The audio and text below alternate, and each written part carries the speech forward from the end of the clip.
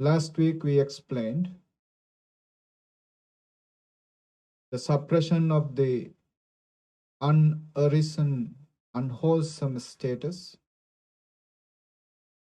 and also elimination of the arisen, unwholesome states. Wholesome and unwholesome, kusala and akusala. How one should be developing the wholesomeness and eliminating the unwholesomeness within. The effort, the striving that one has to put into practice, put into the cultivation is our aim of explaining in these talks on the right striving. This is the third talk, and today we are focusing on the area where we develop the arisen wholesome states and where we give birth or pave the way for the genesis of the unarisen wholesome states. Prior to that, let's have some understanding on the term wholesome. In Pali, we can find the word for wholesome,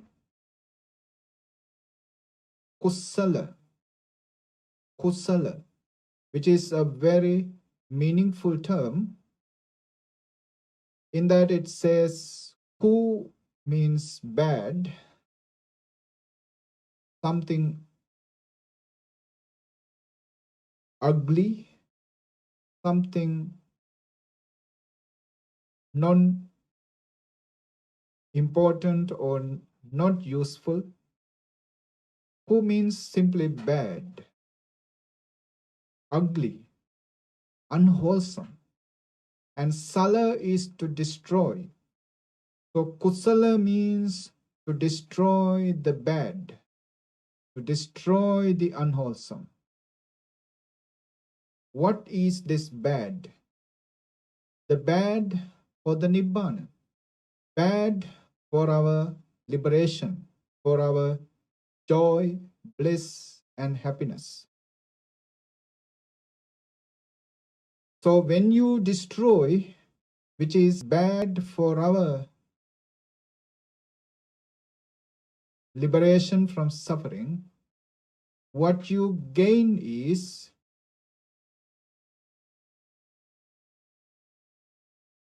the resultants of that liberation. So when you destroy what is obstructing your liberation or what is bad for your liberation, the result is bound to arrive at you. You no need to yearn, look for, desire, or long for the goal. What you have to do is to create a chanda. I explained to you this chanda is a term which has no permanent moral background. With the association with the right or wrong, it becomes moral or immoral. So if you create a longing, a chanda, to achieve something good, then it is in the moral side. So develop a chanda within you to destroy what is bad for your liberation, to destroy what is obstructing your liberation. Then as the byproduct of that destroying which is bad, which is ku, you gain that liberation. So today, with the explanation of the two types of effort on the side of wholesome,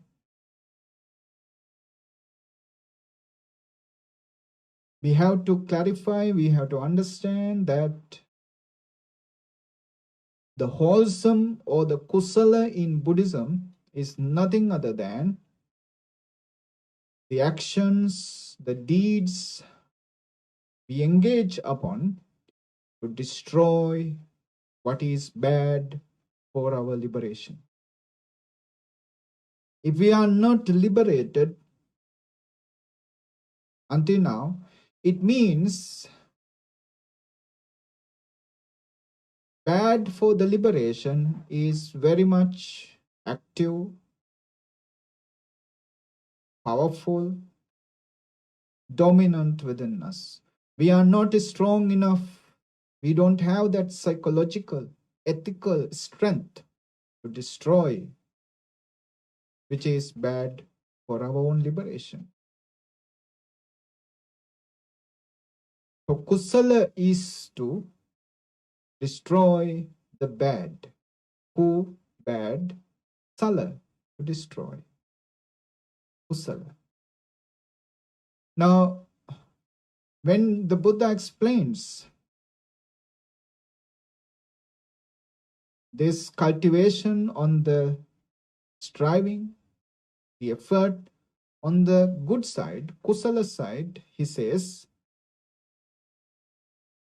Anupannānaṁ kusalānaṁ dhammānaṁ upādāya chandang janeti vāyamati viriyang ārabhati cittang pagganhāti padahati. A bhikkhu, a practitioner, generates desire, chandang janeti, generates desire. Vāyamati, he tries. Viriyang ārabhati, arouses energy. Cittang pagganhāti, applies his mind.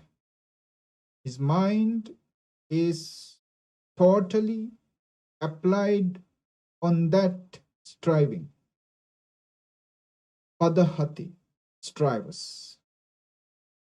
For Anupannānaṁ kusalānaṁ dhammānaṁ upādāya, for the arising of the unarisen wholesome states.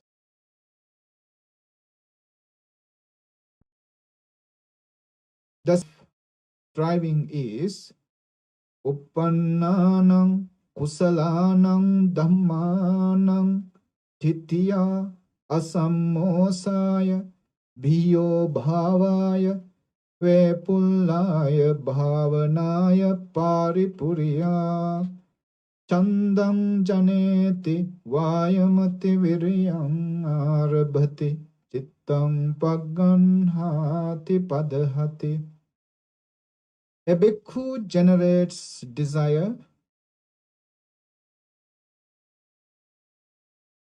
I would like to repeat those words that the Buddha uses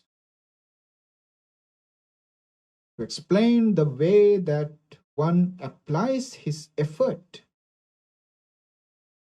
on the goal, on the aspiration, because it is so important for all of us, for anybody who has the determination to achieve a goal, achieve some expectation, some aspiration, to realize them.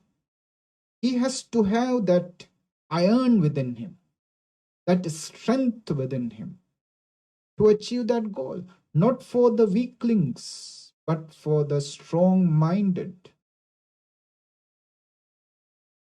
Are the achievements of the goals.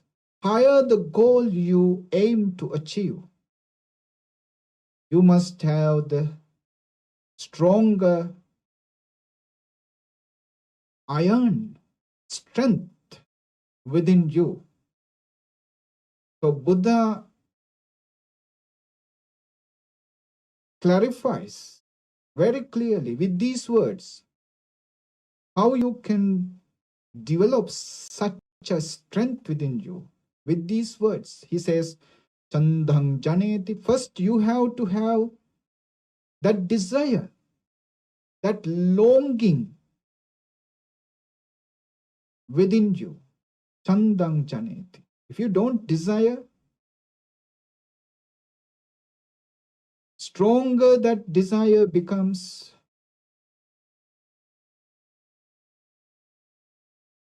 stronger would be your effort. Day to day, day by day, you put that desire into motion, into action. Then Vayamati, tries. You have to work upon that goal, little by little, step by step. You move there, no matter how small the step is. Every day you take it. Sooner or later you will reach it. Vayamati.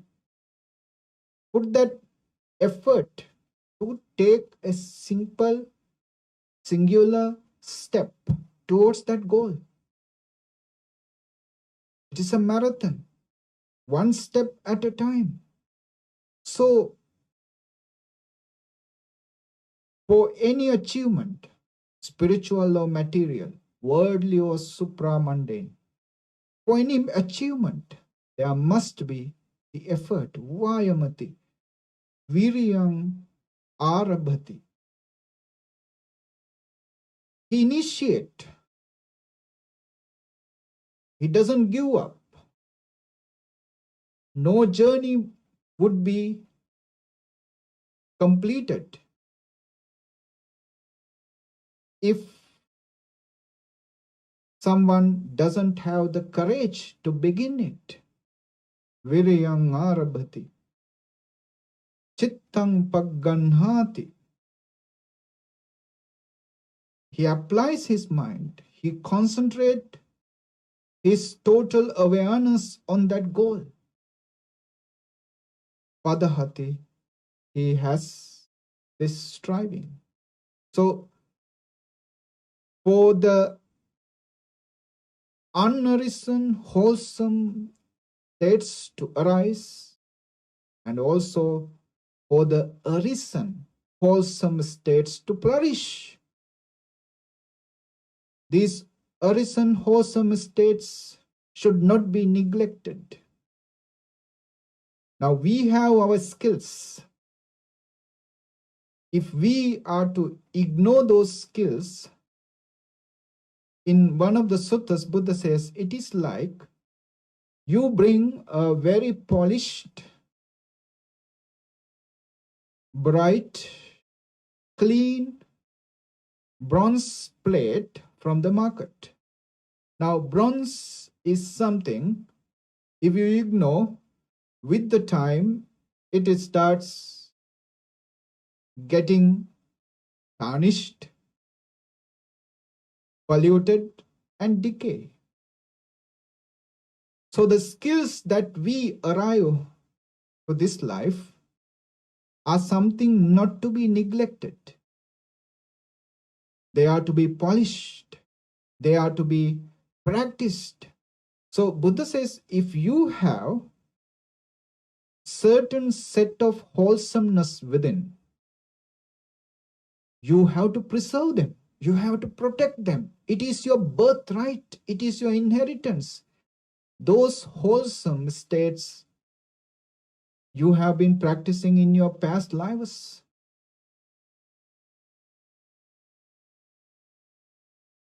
The wholesomeness you practice never depart from you, even you die. It will reach to your next life. It will come to you like a shadow. chayavana payani, like the shadow, it will follow you. And don't ignore them. That's what Buddha says. He says, those developed wholesomeness within you should be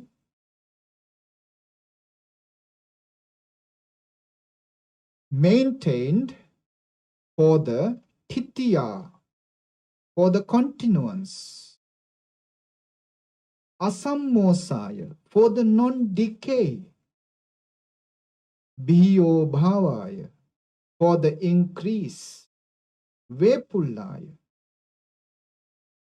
expansion, bhavanaya, for the fulfillment.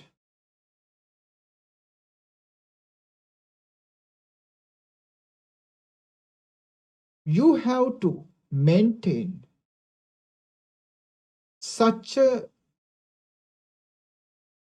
non-fulfillment or such an unquenching thirst within you until you achieve such a goal. Now, for example, when Bodhisattva was practicing, we know that he was practicing for 6 years. 6 years he was in the forest, moving from one master to another. All these masters, he found that they are satisfied with their not so higher goals.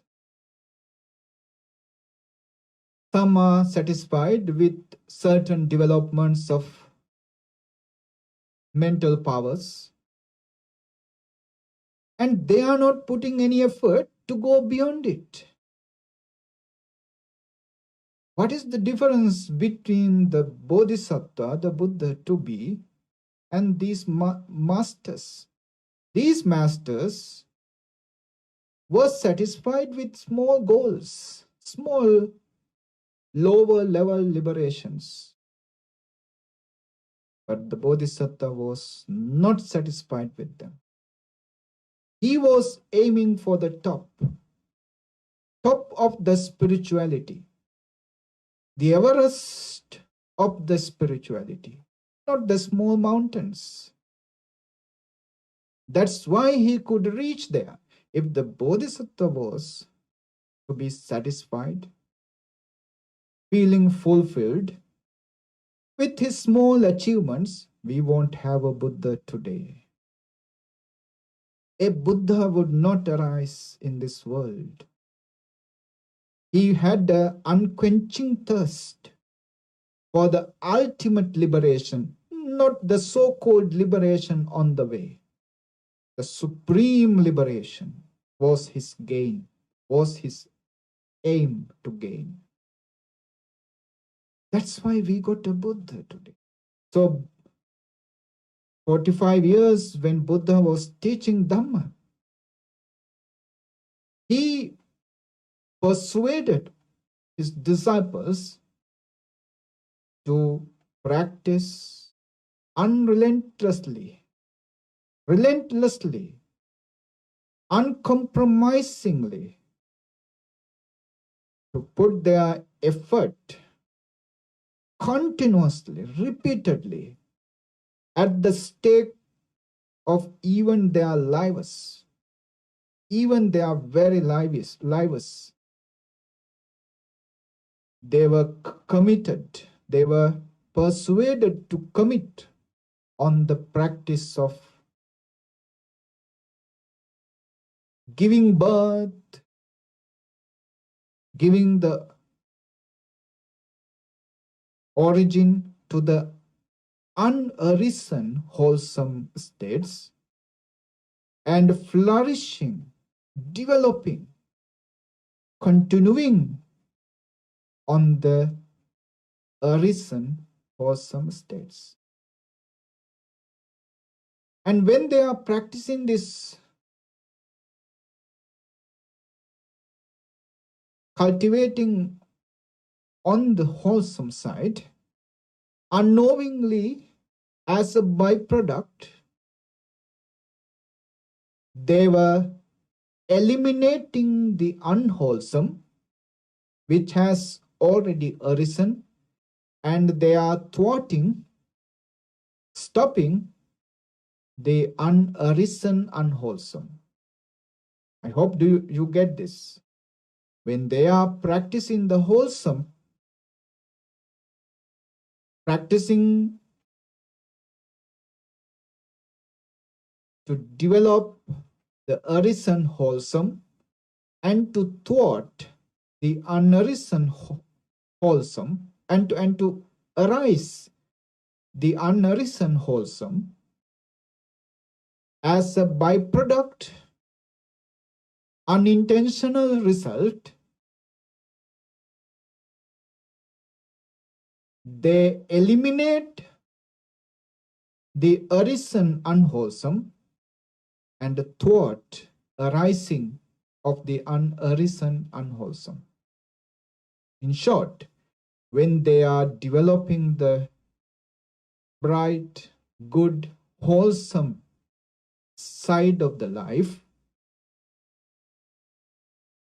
unintentionally they are eliminating, destroying the dark, wrong side of the life. Wrong side of the life is destroyed naturally with the development on the right side of the life. If the room is so dark, you bring a light into it, bring a candle into it. You did not do anything with the darkness. What to do with the darkness? You just brought a light. What happened? You don't find no more darkness. No more darkness is there because you brought a light. More light you bring in, lesser the darkness you find. Lesser the light in the room, more the darkness you will be finding there. So when you cultivate on the wholesome, of course, the unwholesomeness will start diminishing. That's the idea. Now, this wholesomeness is in triple mode. We call them Sila, Samadhi, Panya. We call them Trisiksha, the triple discipline that the entire edifice of Buddhist spirituality is embedded in this triple discipline of Sila, morality, Samadhi, concentration, and Panya, insight. Now, Sila, morality.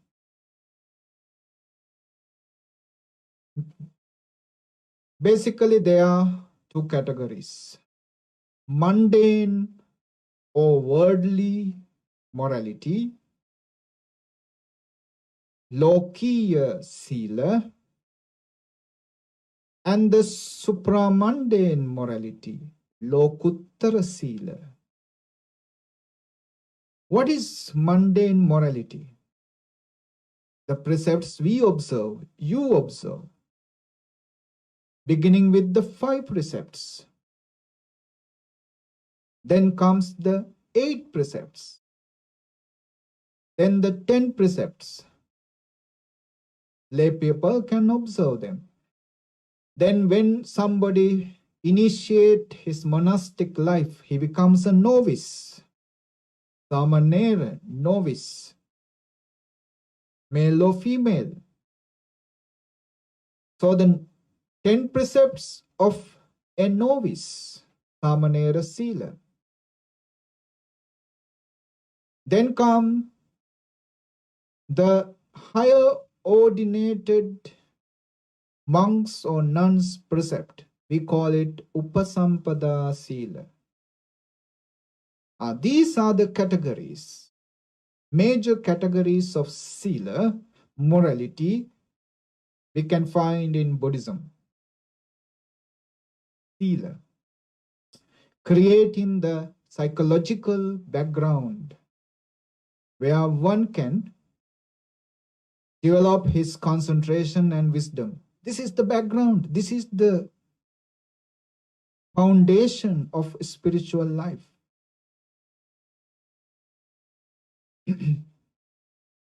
Now the sila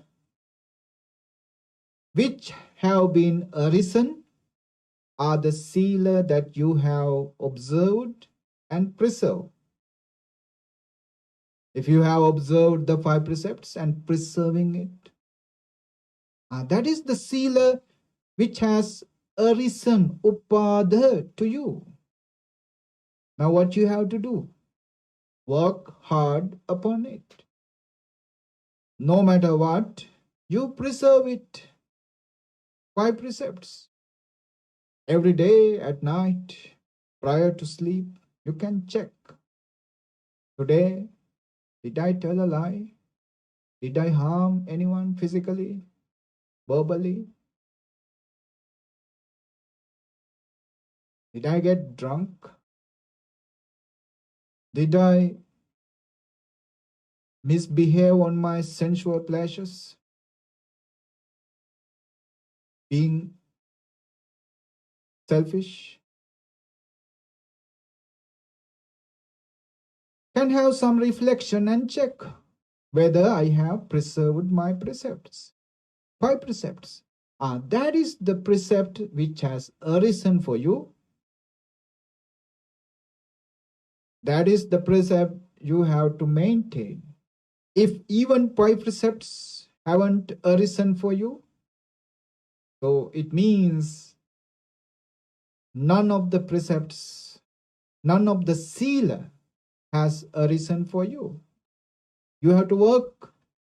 You have to understand the value of observing precepts, the validity in preserving precepts. Then take a step to observe precepts and preserve them.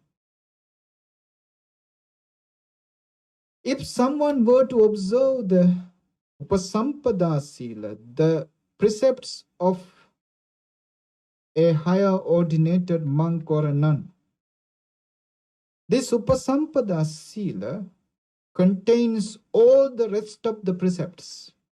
5 precepts, 8, 10, precepts of a novice. All the precepts are contained in the Upasampada Sila. The high ordinated monks or a nun's sila.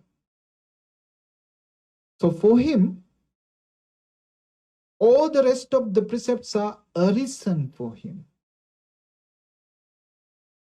What he has to do is preserve them, protect them, continue to maintain them. So the precepts someone has observed and preserving are the precepts that have been arisen for him. Beginning with the Panchasila, 5 precepts, he can move on to the higher precepts in this hierarchy. And if someone were to observe and preserve the Upasampada Sila, high ordinated Sila, he is someone who has gone into all the types of precepts. These are the mundane precepts. Precepts belong to the world. Precepts belong to the living beings in the mundane level. Now, what are the supramundane precepts? They are the precepts, you can say, in the eightfold noble path. Samma vacha, right speech, Samma kammanta, right action, and Samma ajiva, right livelihood. Now, if someone is to live upon these right speech, right action, right livelihood, again he is covering up the entire teachings of Sila in the Buddha's dispensation. He is covering up all the precepts belong to 5, 8, 10 precepts of a novice and a fully ordained monk. He's entirely covering them. And what is the difference between these mundane precepts and the supramundane precepts? The difference is mundane precepts, one day you observe, another day you forgot to preserve. Yeah. Or in the future, for any reason, you forget to preserve these precepts and the life is gone into something kind of a immoral living. So the morality is not so sure in the mundane level. Today you can be so moral and tomorrow not so much. In the future, you can be changed into a completely different person. Possibility is there. So the mundane level of morality has a fragile kind of nature. But in the supramundane level, the morality you observe is something original, something never changing. Because that morality is arisen in you based on the elimination of defilements. When you eliminate the defilements, naturally, you have no tendency for unwholesome deeds. You have no any inclination to do wrong because you don't have the roots there. The roots are being uprooted. The roots of unwholesome greed, hatred, delusion are being uprooted. As much you uproot them, that much you will be naturally moral. So life after life, just like the Bodhisattva. When we read the birth stories, Jataka stories of the Bodhisattva, we can find he was being born in all sorts of forms, human, animal, divine. And in none of the lives, he was ready to commit killing, stealing, lying. Because naturally, the tendency to kill is not there within him. So he is not required to observe any precepts of non-killing. Because the natural tendency is not to kill. Now, our natural tendency is not so trustworthy like that. We can kill. Though not we are doing that today. We are not killing today, but there's a possibility. For any reason, the tendency to kill is there. The killer is living in us. They are being suppressed since we were brought up in a very good environment with the right parents, with the teaching of right and wrong. They brought us up. So we are afraid of repercussions, the resultants. So we avoid killing at any cost. But who knows? There's a possibility. Even it doesn't happen in this life, it may happen in the next life with the wrong birth, to wrong place, to wrong environment. The killer can wake up The liar can wake up, the deceiver can wake up, the criminal can wake up. Now it is in the mode of dormant, asleep. Those unwholesome tendencies are in the mode of kind of dormant, asleep, because we have been suppressing them.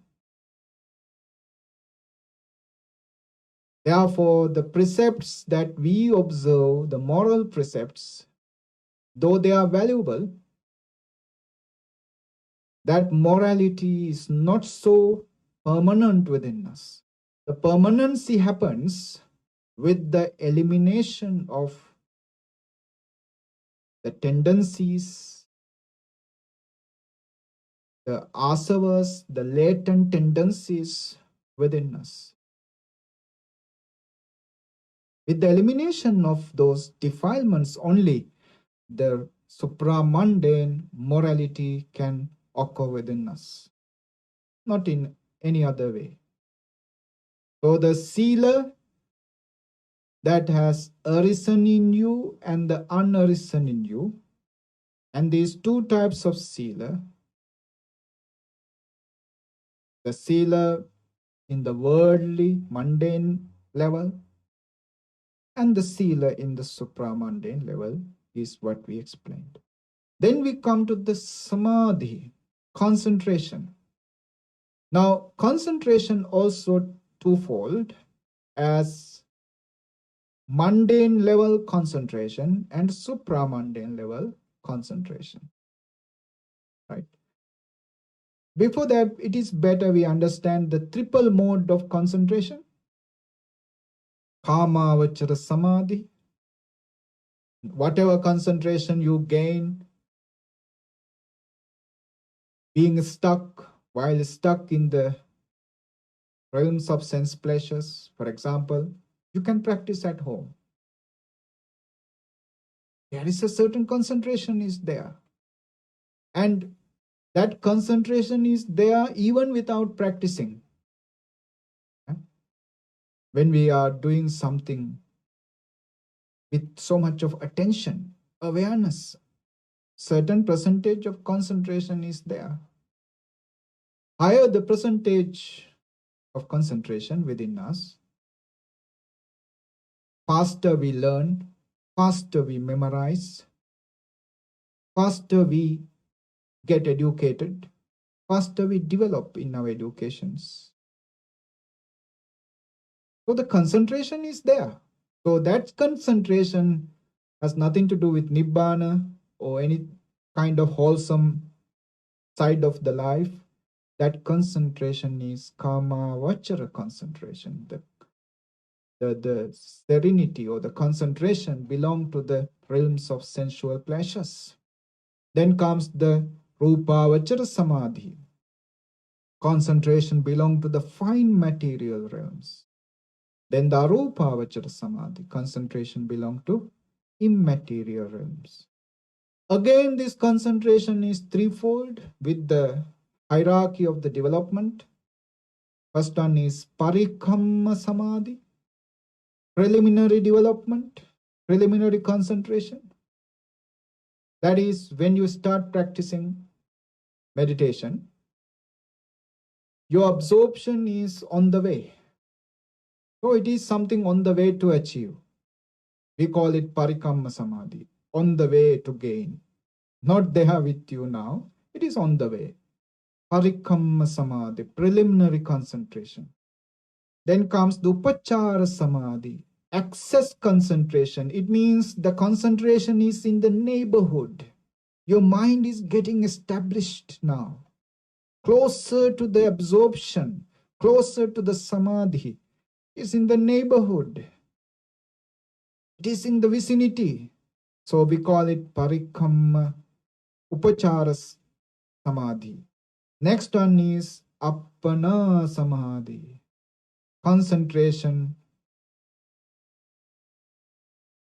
with the absorption. absorption concentration, we can call it. Upachara samadhi. Right?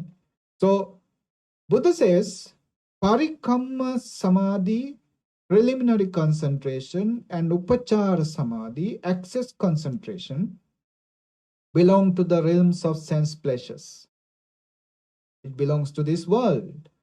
Then the appana samadhi, absorption, belong to either fine material or immaterial concentration, immaterial realms of living. Yeah. So appana samadhi, the absorption, once you are absorbed in that object, it either belong to the fine material, rupavachara, or immaterial. It doesn't belong to the sense pleasures anymore. As long as you are not absorbed in that object of meditation, for example, breathing, as long as you are practicing on this absorption, you belong to the realms of sensual pleasures. So kamavachara samadhi. But once you are absorbed, you are belonging to the fine material and immaterial realms of concentration. Now, the second category is lokuttara samadhi, the supramundane concentration. That concentration, it is to be found in the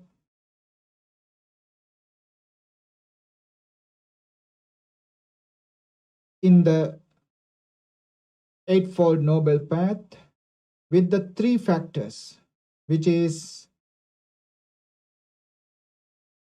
Samma Vayama, right effort, Samma Sati, right mindfulness, and Samma Samadhi, right concentration.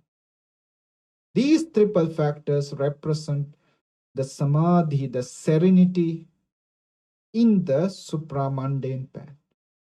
Now you can see Samma Sati, right awareness, Samma Samadhi, right concentration is together there. It means with the right concentration, you achieve certain kind of concentration.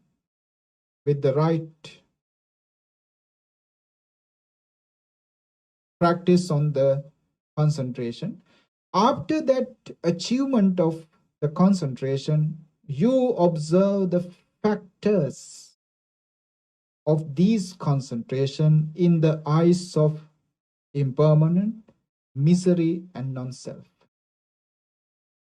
When you observe these factors of your absorption, of your concentration, then there is a certain wisdom is applied. Now, together with the wisdom, the concentration exits.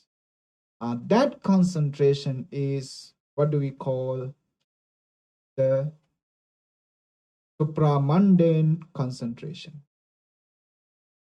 So, in our past lives, we may have been practicing the meditation. If we have been practicing, whatever development we had in our past lives, that development is our concentration, the wholesomeness of concentration that has arisen in us. We do not know. We do not know what kind of development we have in our being based on our past practices. Unless and until we enter into meditation, we do not know whether we have been meditating or not. That's why it is so important for us to have some access into these practices. See whether you can develop in the meditation or not. It is something completely wasteful if you do not give a try to meditate. Many Buddhists are just confined into either morality, the sila, reading, learning, discussing the Dhamma, dana, generosity, many of them. But meditation is something very rarely people give any priority, give any attention. Generosity, they are naturally in the preference with the advices, with the guidelines of their parents, social backgrounds. They can do dana, the generosity to practice is something easy for them. But not for meditation. But who knows? You may have been practicing in your past lives. You have that knack of getting into concentration within you. But if you are not putting any effort to initiate the practice, then of course it is like, as the Buddha says, you brought a skill to this life, but you let it waste away. Yeah. So if somebody has this skill in developing concentration, that is the upada, a reason, wholesome factor of concentration within him. What he has to do? Work upon it. Work on it to develop further. And of course, if somebody has not been practicing in their past lives, he may have to struggle to develop that concentration. For him, he has to work hard. But the beautiful thing is, in meditation, nobody is to get disappointed. Nobody will ever get frustrated with the meditation. Some or other result will be there. So, for someone who has no accumulated wholesome energy of meditation, what he has to do is to initiate his development in meditation, and he is taking a step towards the benefits of the meditation. Yeah. So samadhi is the second factor in the development of the unarisen wholesomeness and the flourishing of the wholesomeness. The third one is panya, the wisdom. Nowadays in traditional countries, traditional Buddhist countries, we have seen that people have these weird practices to develop wisdom. Yeah. They think some offerings can give them wisdom. They think some kind of rituals can grant them wisdom.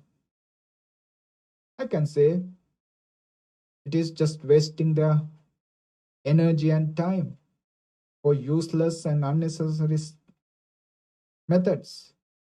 The way of developing wisdom is just to practice on awareness, mindfulness, nothing else. That awareness and mindfulness is the only way to create an understanding, comprehension of the present moment as it is. The present moment to realize is to happen not with any kind of puja, offering, or ritual, but with the cultivation of awareness. That is why vipassana is called the insight meditation. Insight is developing with vipassana. That insight is to understand, comprehend the reality as it is. In the Eightfold Noble Path,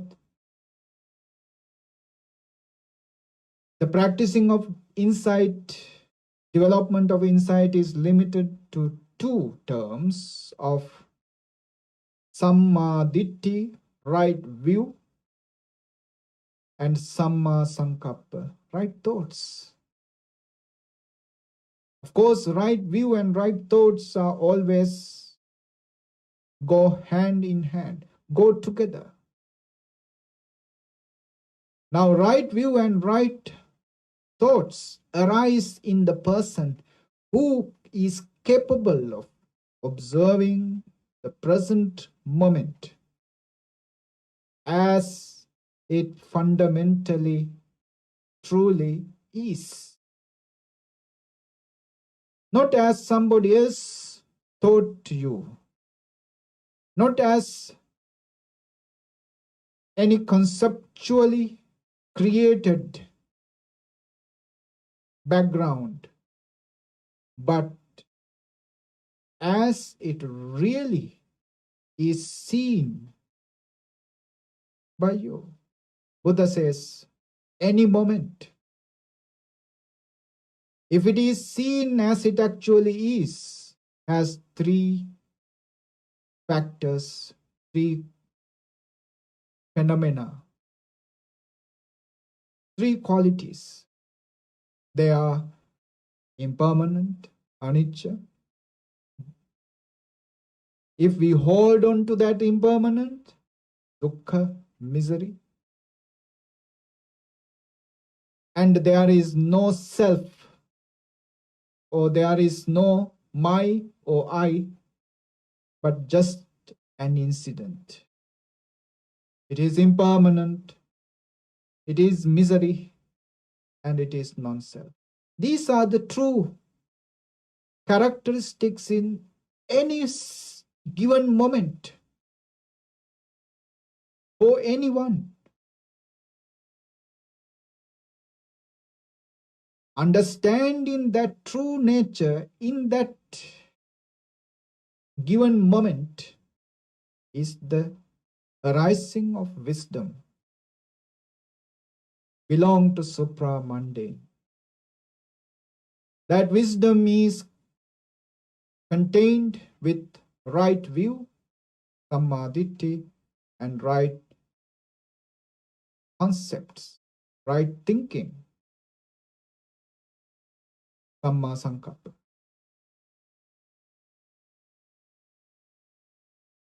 He is to develop this wisdom continuously, repeatedly.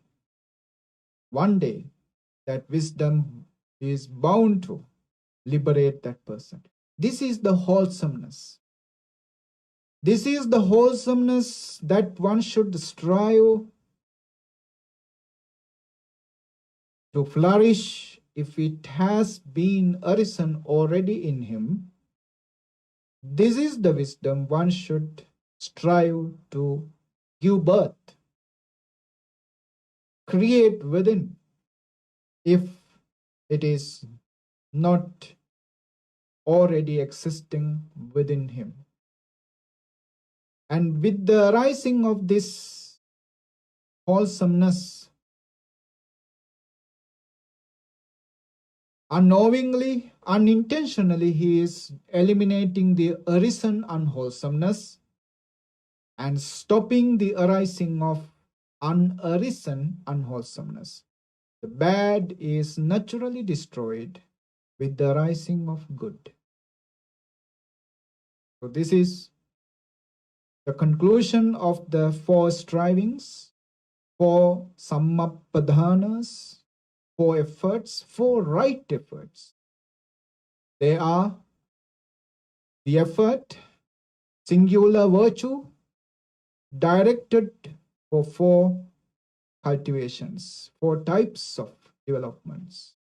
The effort to stop the arising of the unarisen bad.